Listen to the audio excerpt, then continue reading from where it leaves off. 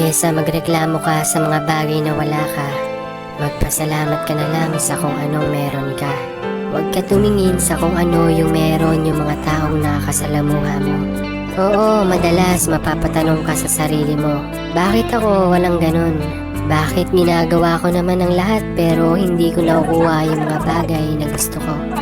Lagi naman akong nagdarasal pero hindi naman pinagkakaloob sa akin. Alam mo kung anong sagot yan? Hindi man binibigay ng Panginoon sa atin yung mga hinihiling natin, pero meron siyang binibigay na hindi natin hinihiling. Yung magugulat ka na lang, ba't nangyari yun? Ba't bigla kang sinuwerte sa ganong bagay? Kaya kung ano yung meron ng iba, maging masaya ka. At kung ano yung meron ka ngayon, tanggapin mo ng buong buo sa sarili mo. Dahil nilikha ang mga tao na hindi pare-pareho ang kapalaran.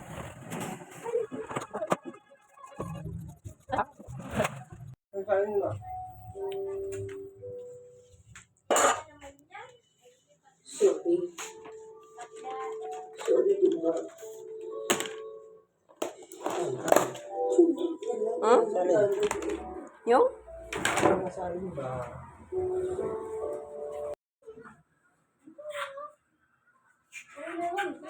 Waray na.